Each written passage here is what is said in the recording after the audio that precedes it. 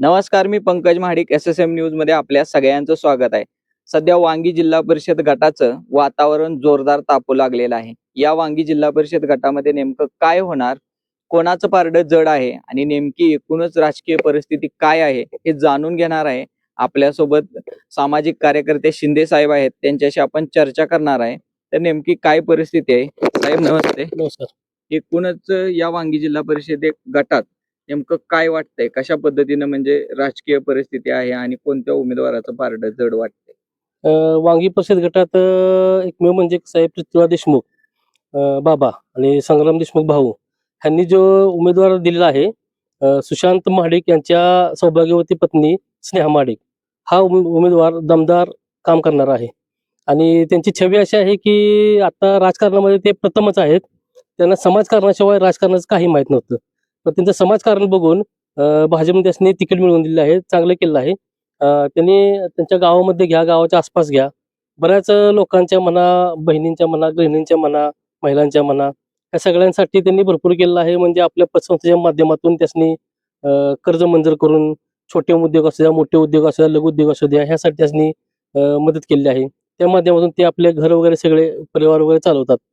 दुसरी गोष्ट म्हणायचं म्हटलं तर वांगी परिषद मतदारसंघामध्ये आता स्नेहा महाडिक यांचा दबदबा आहे.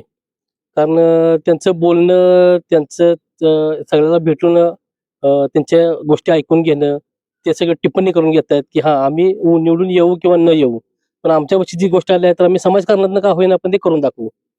तुम्ही आता भाजपचा उमेदवार या ठिकाणी पारडं जड आहे म्हणताय, मग हो. का वाटतंय भाजपच का पाहिजे तुम्हाला? भाजप पाहिजे ह्याच्या मागचा अर्थ असा आहे की भाजपनं देशासाठी भरपूर काही गोष्टी दिलेल्या आहेत. मी तसा एक्स आर्मी आहे. फौजसाठी भाजपनं भरपूर अशा गोष्टी केल्या. म्हणजे म्हणायला गेलं तर आम्ही काश्मीरमध्ये नोकरी करायचो त्यावेळेला पण असं काही नव्हतं की बाबांनो, आम्ही ड्युटीला जायचो तर तिथं आम्हाला असं काही घटना व्हायच्या तर आम्हाला एवढे मोकळं सोडलं नव्हतं की बाबांनो, तुमच्यावर अत्याचार होते तर तुम्ही काय केलं पाहिजे, आम्हाला दगड मारायचे वगैरे. तर त्यावेळेला भाजप आल्यापासून काय झालं, आता तिथं दगड मारला जात नाही. म्हणजे कुणाकडून दगड मारले जायचे? म्हणजे तिथल्या काश्मीरच्या लोकांच्याकडून, जम्मू काश्मीरमधल्या मग आता पत्तरबाजी व्हायची आर्मी आमच्यावरती. वाल्या लोकांची सुरक्षितता भाजपमुळे भाजपनं अधिक वाढवलेली आहे. बरं, अजून काय सांगाल भाजपच्या बाबतीत? भाजपच्या बाबतीत सांगायचं म्हटलं तर आता देशामध्ये भरपूर अशा सुविधा करून दिलेल्या आहेत. पहिली म्हणजे लाडकी बहीण योजना चालू केली आहे. त्या लाडक्या बहीण योजनेमार्फत नाही म्हटलं तर प्रत्येक घरामध्ये एकतर बहीण आहे. ती येणारी जी ₹2000 रक्कम आहे त्याच्यावरती भरपूर अशा म्हणजे बायकांच्या गोष्टी, घरगुती गोष्टी चालतात. घराचं घरपण झालेलं आहे. आणि परत ना किसान रोजगार योजना म्हणायचं म्हटलं तर ₹2000 आणखीन मोदी सरकारनं मंजूर केलेले आहेत. त्यानंतर निराधार पेन्शन योजना चालू केलेली आहे. त्यानंतर तुम्हाला बेरोजगारांसाठी कर्ज सुविधा चालू केलेल्या आहेत. म्हणजे भाजप काम करत आहे. बर, आता तुम्ही योजना ज्या सांगताय, केंद्र सरकारच्या, राज्य सरकारच्या योजना सांगितल्या, स्थानिक पातळीवर भाजपच्या नेत्यांकडून किंवा पक्षाकडून या ठिकाणी कामं झालेली आहेत. हां, झाले आहेत की. स्थानिक पातळीवरती म्हटलं तर भाजपनं कोणतेही काम भाजपला दिलं आहे त्यांनी ते केलेलं आहे. गाव लेव्हलला म्हटलं तर तुम्ही आता गावामध्ये भाजप स्कीमा सगळ्यात मोठी लाडकी बहीण स्कीम चालू आहे.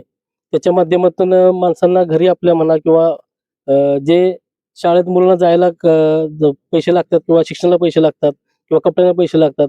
कुठून नाही येणार, परंतु 2,000 मला महिन्याला लाडक्या बहिणीतून येणार आहे, त्यातून माझ्या मुलाचं शिक्षण होईल.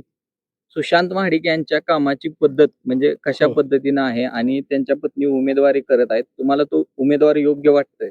हां, तो उमेदवार समाजकारणातून राजकारणामध्ये आता आलेला आहे. उमेदवार योग्यच आहे. कारण कसं आहे, कडेगाव तालुक्यामध्ये बऱ्यापैकी जर बघायला गेलं, तर सुशांत महाडिक हा असा उमेदवार आहे, की जे नवीन तरुण आहेत सगळे, ज्याला आपण म्हणतो नवयुवक, त्यांची कुठलीही अडचण असू द्या, मग ती कॉलेज माध्यमातली असू द्या किंवा वैयक्तिक मुलांचं भांडण असू द्या किंवा एखाद्या गरज आहे, की दादा भैय्या मला आता दवाखान्यात जायचं आणि मला एक ₹2000 पाहिजेत. तर तो माणूस असा म्हणतो, की तू पहिला दवाखान्यात घेऊन जा, मी तिथे येऊन पैसे तुला देतो. अशी कामं केली. निम्म्या रात्री त्याविषयी जायला लागत नाही. तो माणूस स्वतः पोहोचताय तिथं. म्हणजे तुम्हाला त्या उमेदवाराच्या विजयाची खात्री वाटते? खात्री वाटते. तर सुशांत महाडिक हा असा नेता आहे, सामाजिक कार्यातून समोर आलेला आहे. त्या व्यक्तीनं एखाद्या गरीब व्यक्तीला जर गरज पडली, पैसे लागले, दवाखान्याचा असो किंवा आणखी काय अडचण असो, तर पहिल्यांदा हाकेसाठी धावून येणारा म्हणून सुशांत महाडिक यांचं नाव घेतलं जातं आणि म्हणूनच त्यांच्या पत्नी स्नेहा सुशांत महाडिक ह्या चांगल्या मताधिक्याने विजयी होतील असा विश्वास यांनी व्यक्त केलाय.